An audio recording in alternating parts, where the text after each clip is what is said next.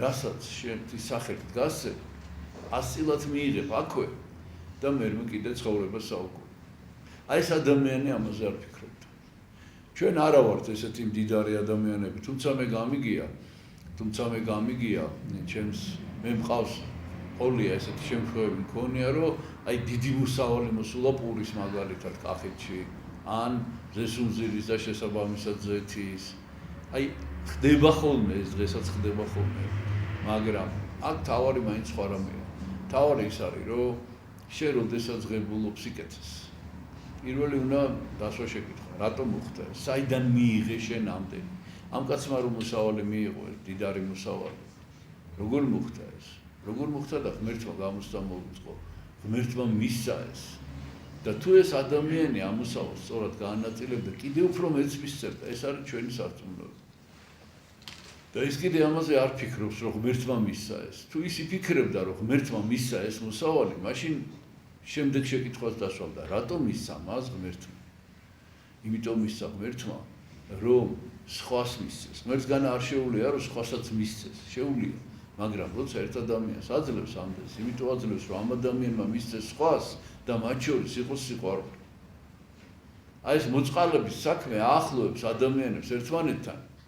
იმასაც, ვინც ღებულობს და იმასაც, ვინც გასცემს, კიდევ უფრო მეტად. როდესაც ადამიანი გასცემს, მას უჩნდება სხვა ადამიანების მიმართ სიყვარული. აი ეს არის ყველაზე დიდი, რაც შეიძლებოდა აი ამ მოსავლისგან ამას სიკეთე მიიღო და აი ამაზე თქვა მან უარი.